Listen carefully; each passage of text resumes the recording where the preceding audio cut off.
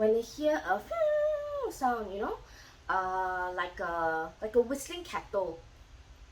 Okay, and usually it's because, okay, remember the lid seal I told you about?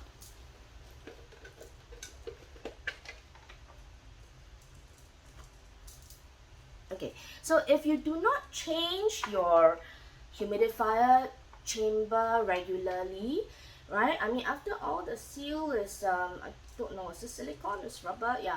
But anyway, this thing would start shrinking, yeah, and stiffening. So sometimes the seal is not good anymore, right? And that's where you'll hear the sound. Sometimes patients will tell me, no, it cannot be because the sound only comes in 10-15 minutes after I start therapy, right? But it's possible because, okay, like your whistling kettle, right? It doesn't start whistling once you put it on the stove, right? If it does, that defeats the purpose lah. Okay, but it has to come to a point where there's a pressure going through the little hole, a little gap, or the little, whatever it is. So in the case of the humidifier chamber, right? Right, so let's say if this thing has shrunk and there's a little gap here, or if this thing is torn, right? It's similar, right, to like a huge lot of air squeezing through a little hole, causing like a whistling sound, right? Yeah. So it's not spoiled. No, the machine is not spoiled. Yes, you probably need to change your water chamber. Yeah, and that is why we always remind you guys to check, you know, to check and see if everything is okay, whether there are cracks, whether there are leaks, even your hose, right? Sometimes on the reports we see a perpetual leak, a perpetual high leak, and patients say no, you know, my mask is tightened, you know, yeah, and they've shown me that picture. Sometimes they tighten so tight until the face looks like a bajang, with all the, you know, with the cheek and all that really oozing out, and you can see the straps almost cutting into the skin, and they wonder why there's a perpetual high leak. Yeah, like every day, and the leaks are the same level every day, you know. So usually when you see a same level of leak every day and it's like a plateau, it's usually because your hose has a hole. Yeah, sometimes you can't see it, sometimes you can't really feel it, especially when it's torn here. Yeah, so you need to check, you know, you need to check all these, check your tubing, see whether it's fitted correctly into the machine, right? The connecting points. Make sure that when you put the tube, when you connect the tube to the machine, you hear the click sound, right? And you feel, you know, you can feel it lah. When you push it in, you'll hear the click, and you feel like a bit of resistance, and you feel the click. Yeah, okay. Humidifier chamber, the other things that can happen would be not pushing your humidifier chamber in totally.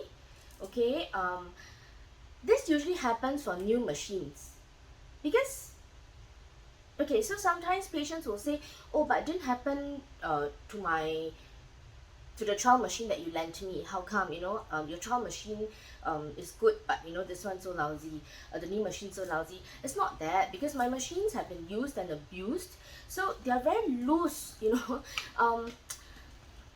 Yeah, so they slide in and out very, very easily. So for the new machines, they're still very new, very fresh.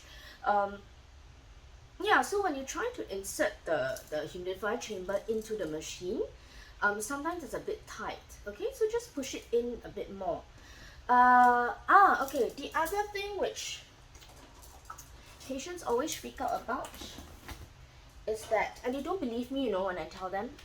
Okay, oops, sorry. Okay, so basically when you actually connect the power supply, right? So if you connect the power supply, and you see, connected, right? Connected.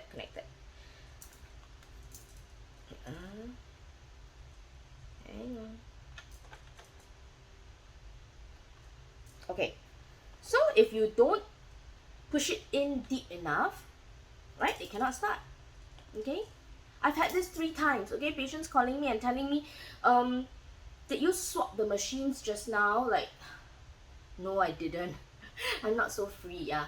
Okay, so sometimes I test the machines in front of them to make sure it's working, and then they bring it back, they insist that it's not working, and then they will say things like, oh, did you swap the machine? Oh, I think you gave me another wire, this and that, this and that. But no, it's not because of that. It's because you didn't push in the cable, you didn't push in the wire deep enough, right?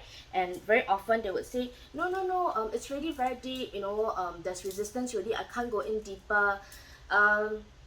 And 2 out of these 3 patients that had this issue insisted on coming down to change the machine, change the wire, whatever. Brought it down, and in the end, all I had to do was just push it in, and it worked. Yeah. So things like that, you can actually address it yourself. I mean, of course, I'm not saying that if you really, really can't address these issues, resolve these issues, you cannot call me. You can, and I'll help you with it. But yeah, don't panic, okay? Yeah, I mean, as I mentioned, yes, patients tend to be very paranoid. Yeah, they will think that I want to cheat them. I swapped the machine for a spoilt one, I swapped the cable for a spoilt one. But no lah, it's simple things like that. Never push in deep enough, of course, if the power doesn't go through, cannot work lah. Right? Simple what? And then what else? Let me see. Okay. So, okay, wait, my snowflake is no longer there. Wait,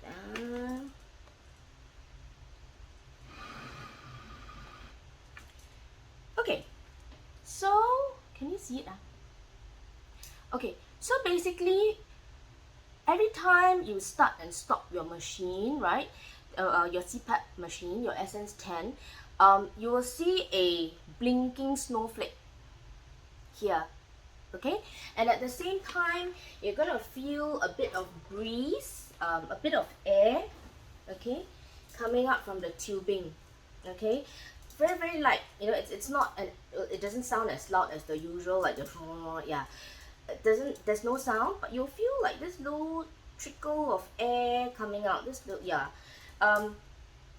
No, it's not spoiled. It's not that 你的 machine 关不了, 停不了, cannot off, cannot stop therapy, it's still blowing. Yeah, nothing like that, okay?